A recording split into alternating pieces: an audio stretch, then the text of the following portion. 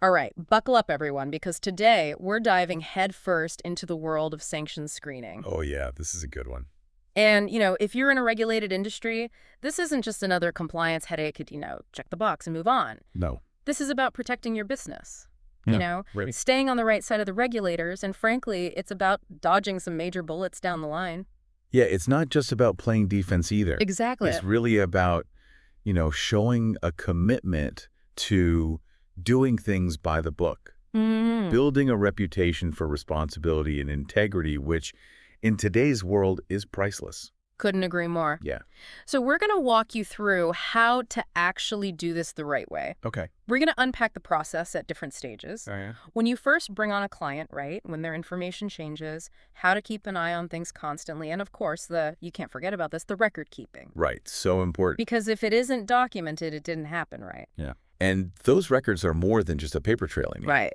They're your safety net. Yeah. They're what you'll rely on if regulators come knocking. And they can even help you kind of see patterns, spot areas for improvement within your compliance program. Yeah, absolutely. Yeah. Okay, let's start at the very beginning, client registration.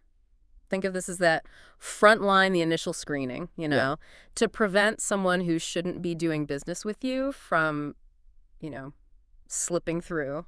It's like the bouncer at a club, right? Yeah. Making sure only the right people get in. Perfect analogy, yeah. You're vetting potential clients and partners, making sure they're not on any of those naughty lists, those watch lists. Yeah. Maintained by government agencies. And those lists, they're not exactly light reading. No. We're talking OFAC, the UN, the EU, Right, some serious organizations with a lot of names to keep track of. That's a lot of names, yeah. Absolutely. A lot of names. And they're constantly being updated, sometimes even daily. So imagine trying to manually check each new client against these massive, ever-changing lists.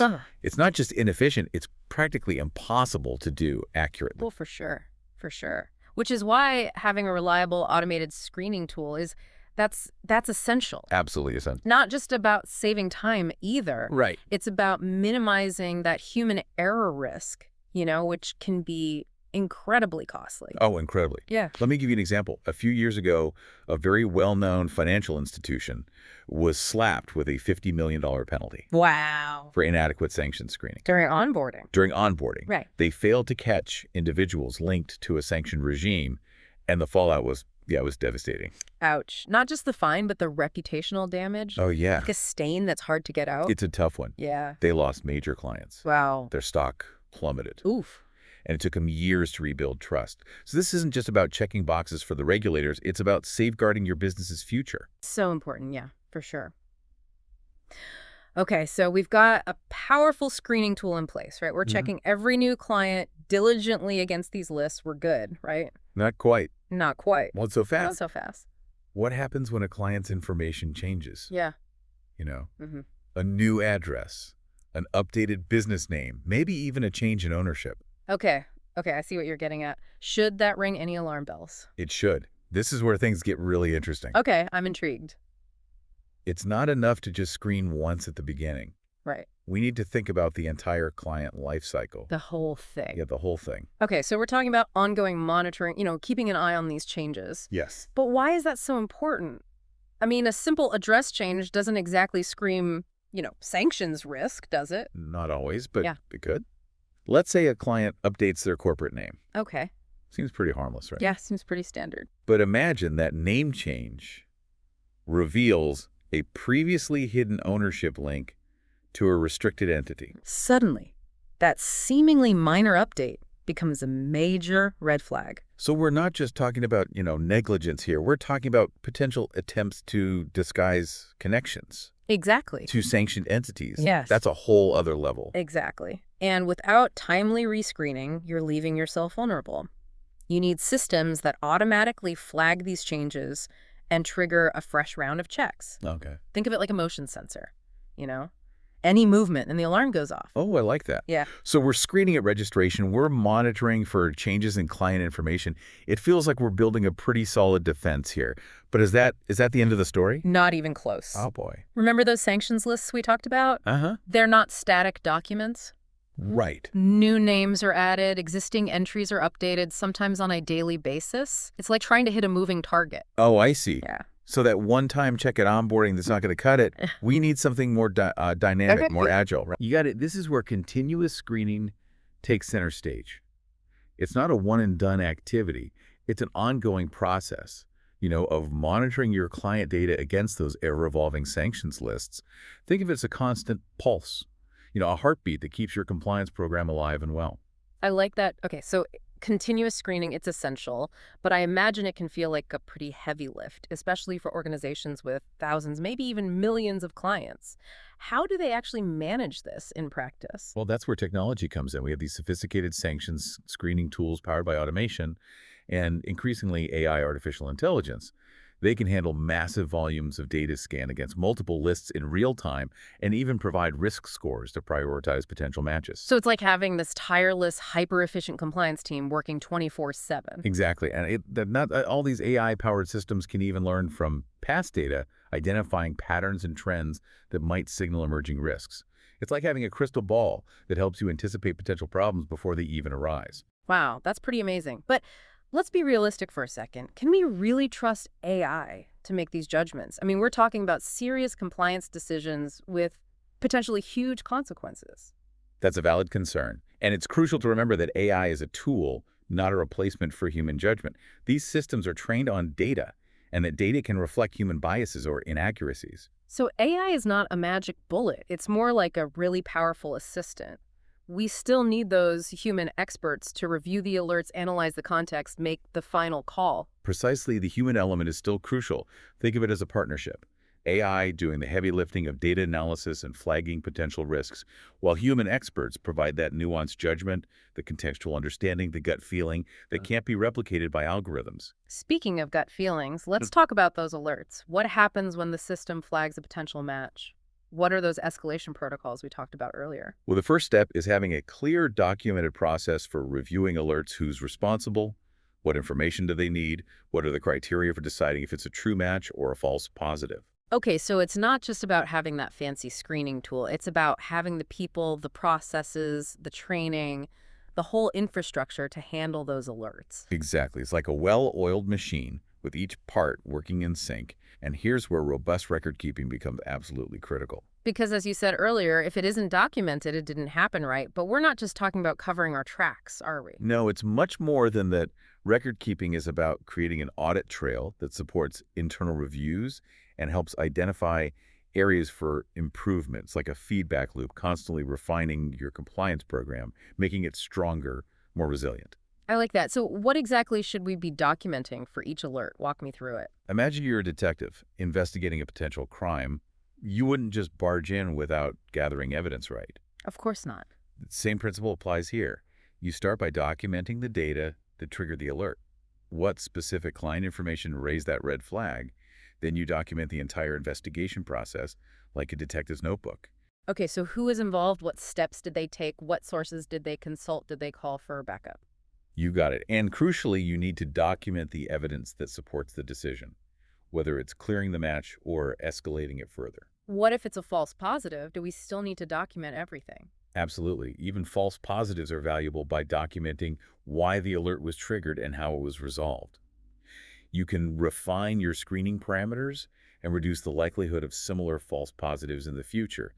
Think of it as training your system to be more discerning, more accurate. That's smart. Okay, what about the cases where the match is confirmed, where there's a real sanctions risk? What kind of documentation do we need then?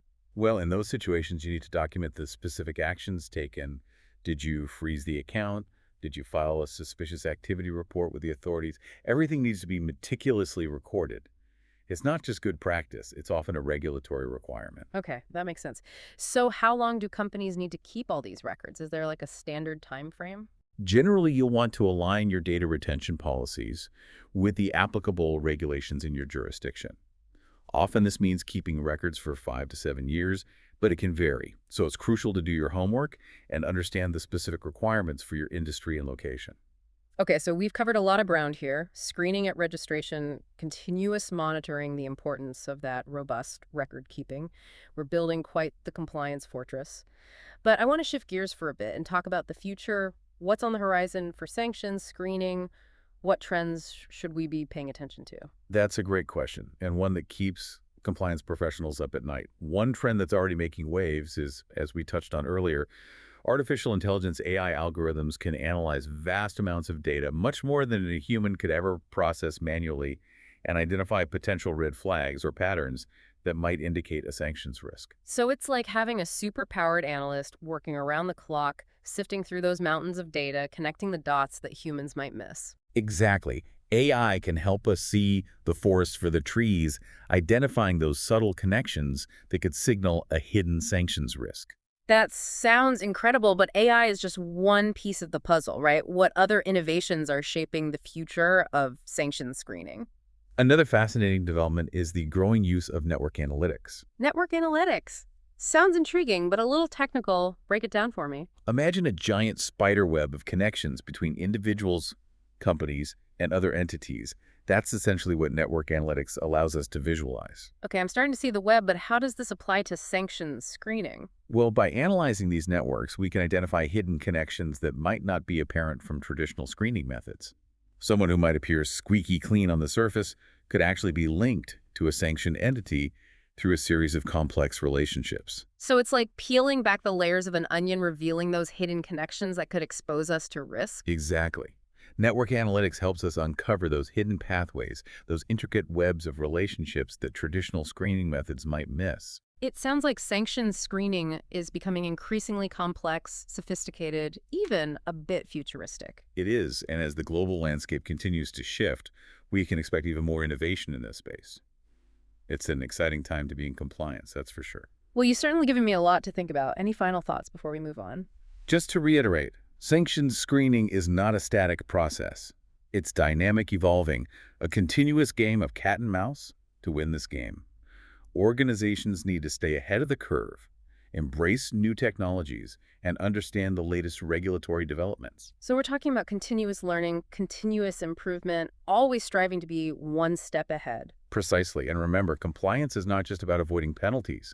It's about Mm. protecting your reputation, upholding ethical standards, and contributing to a safer, more secure global financial system. Well said. Now imagine you're a compliance officer tasked with building a sanctions screening program from the ground up. Where do you even begin?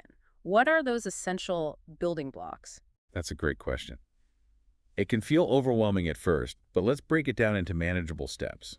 First and foremost, you need to understand your risk profile.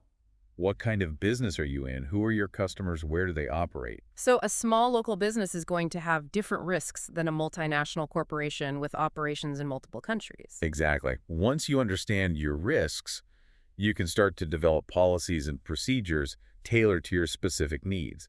It's not a one-size-fits-all approach. Your sanctions screening program should be as unique as your business.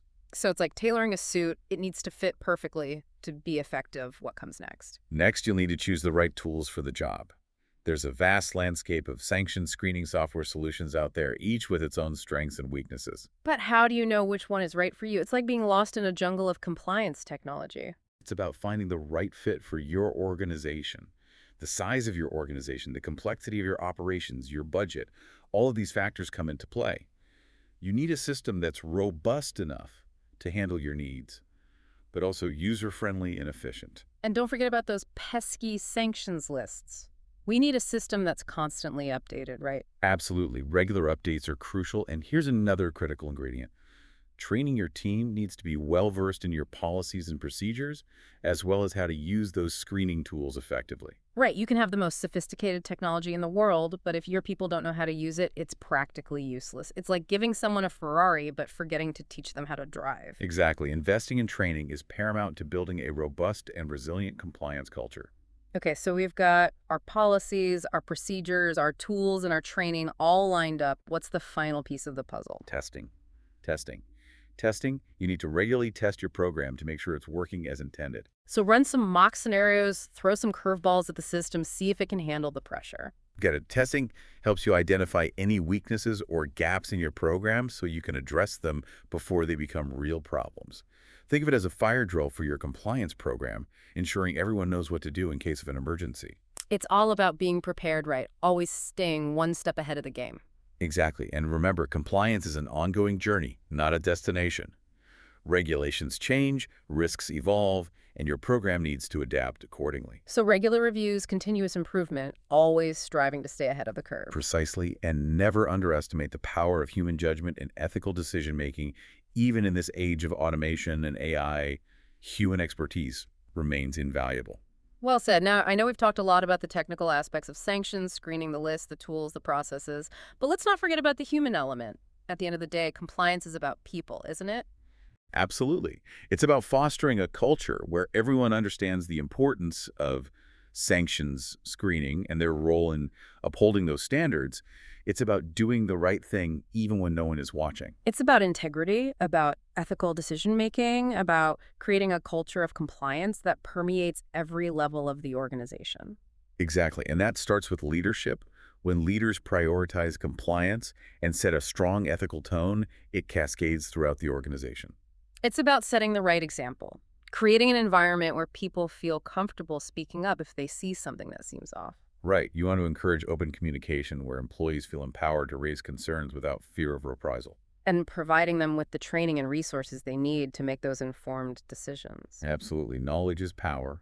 And when employees understand the why behind sanction screening, they're more likely to embrace it as part of their everyday work. So it's a combination of the right technology, robust processes, and that strong ethical foundation. You nailed it. And remember, sanction screening is an ongoing journey. The landscape is constantly changing, so organizations need to stay vigilant and adapt their programs accordingly. It's like sailing in uncharted waters. You need to be constantly adjusting your course, anticipating the next storm. Exactly. Stay curious, stay informed, and stay ahead of the curve. That's the key to success in the ever-evolving world of sanction screening. Well, you've certainly given us a lot to think about. And on that note, we'll take a quick pause, but don't go anywhere. We'll be right back to wrap up our deep dive into this fascinating world of sanction screening. And we're back, wrapping up our sanction screening deep dive. We've gone through a lot from those first client checks to AI and network analytics. Yeah, we've seen how this isn't just checking boxes. It's about building that culture of compliance where everybody knows what's at stake, and their role in protecting the business. And let's be real, sometimes doing the right thing, it's not always easy, especially with these complex regulations. Especially with all those changing risks, yeah. Always changing, right? That's where leadership comes in. When the people at the top, when they make ethical conduct a priority and they make sure that people feel like they can speak up if they see something's wrong, well, that just sets the tone for everybody. Like that saying, a fish rots from the head down, right? If the leadership's not committed, it's unlikely anyone else will be. Yeah, and it's not just about saying the right things. It's about doing them right. They got to show they're committed. Their actions speak louder than words. So leading by example, giving folks the tools and resources they need, and making sure they feel safe speaking up, that's how we get a truly strong compliance program. Couldn't have said it better myself. And like we've been saying, sanction screening, it's not a one-time thing. Right. Things are always changing, so companies need to stay on top of it and adapt. It's kind of like learning a new language, right? You can't just learn a few phrases and call it a day. Right. You got to keep practicing, immerse yourself. Keep learning, keep evolving. Exactly, yeah. And just like a new language opens up a whole world of opportunities, embracing sanction screening, it can actually be good for business. Oh, yeah. In what ways? Well, think about it. When you've got a good program in place, you're less likely to get hit with those fines and penalties. Plus, you're protecting your reputation. Right. Strengthening those bonds with clients and partners who, value doing things the right way. Almost like a competitive edge, right? Surely, yeah. Like in today's world where trust is everything, showing you're committed to compliance, that makes you stand out. Huge, yeah. Yeah. So for anyone out there who's maybe feeling overwhelmed by all this, remember this. Sanction screening, it's not just about avoiding trouble. It's about creating a better, more ethical and sustainable business. And it's a journey worth taking. The world needs more businesses that do things the right way, not just because it's the law, but because it's the right thing to do. Couldn't agree more. And on that note, we've reached the end of our deep dive into the world of sanction screening. We hope you've learned some valuable stuff and maybe even come to appreciate the role it plays in our global world. Definitely. And remember, this is just the start of your compliance journey. Stay curious, stay informed, stay ahead of the game. That's it. And until next time, keep diving deep and keep exploring.